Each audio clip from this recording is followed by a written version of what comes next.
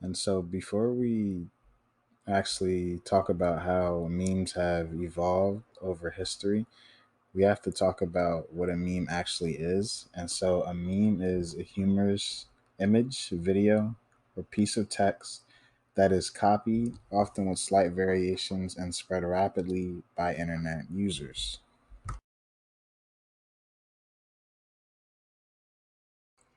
From the first found meme all the way to current time, memes have always been just a joke. Memes can be used for many different reasons. Maybe to just tell a simple joke, maybe to make light of a serious situation, or maybe to express something that someone can't explain by using words, but they could also just use a picture and words. Regardless, there are many different ways memes can be used.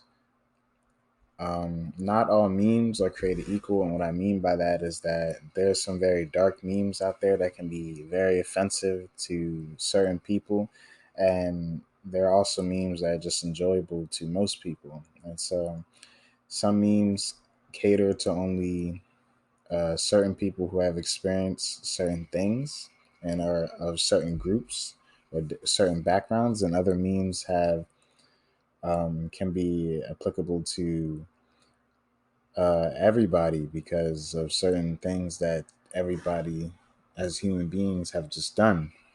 Um, it seems as though as time goes on, people like to bring back older memes and add a little twist to them and try to see if they can make them popular again. And this is seen with a lot of memes that are on the internet today. Memes aren't just limited to images with words over top of it. It can also be short sounds, songs, parts of songs, or even videos or GIFs. A lot of memes are captured images from popular TV shows or movies that people wanted to make a joke out of.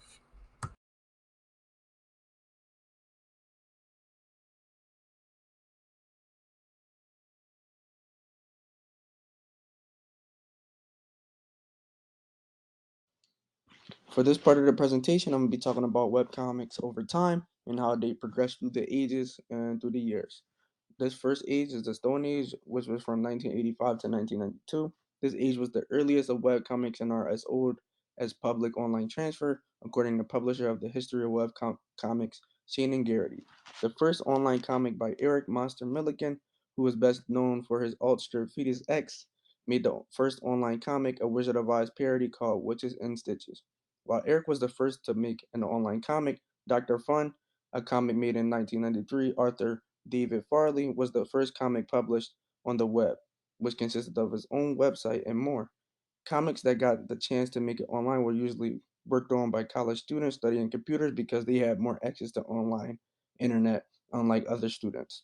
And this time, people who read these comics had to subscribe to mailing lists or Usenet groups and have the comics emailed to them. The period after the Stone Age was called the Bronze Age, which was from 1993 to 1995. With the web being invented and being a success, illustrators like cartoonists began to colonize with comics, mainly in black and white styles, almost like newspapers. A lot of these cartoonists were college students who posted these newspaper style strips to student websites and gained interactions from it. For example, Darren Blues News launched in 1997, which eventually continued after the creators of it even graduated.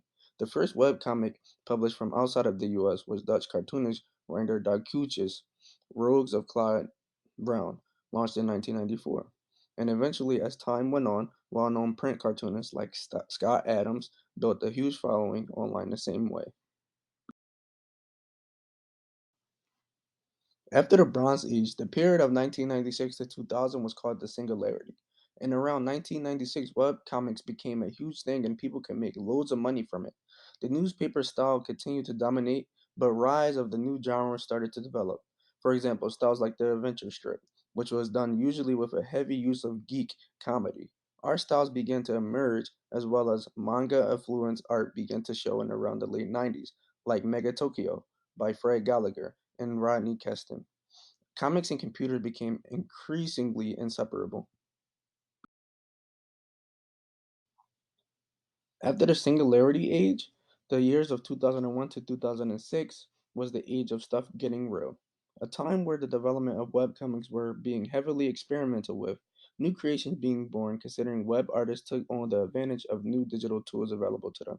People like Kat Garza started Cuentos de la Frontera, a collection of Hispanic folktales and urban legends adapted to explore Scott McCloud's idea of the online infinite canvas, a challenge to think big and develop strategies based on looking at the screen as a window than a page. Most popular webcomics tended to be gag strips about nerd interests, and during this period, web and print fed off of each other.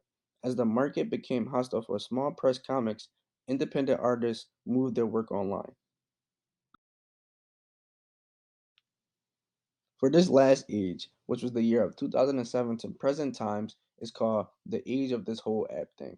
In this era of the 2000s, reading habits of webcomics fans went through a gradual shift. Such things like graphic novels and ongoing serial strips made way in popularity to standalone jokes that could be emailed, liked, and even shared. For example, Arthur Nicholas Gurwich's sleeper hit, The Perry Bible Fellowship, which came out in 2001, paved the way for bushels of edgy gag strips like Cyanide and Happiness, which came out in 2005 by Chris Wilson, Matt Melvin, and other illustrators. Today, webcomics are increasingly moving off the web, adapting to social media sites, and more. In this case, many more web cartoonists are now using or building apps to distribute their comics over iPhones and other devices, expanding their audiences, developing new illustrations.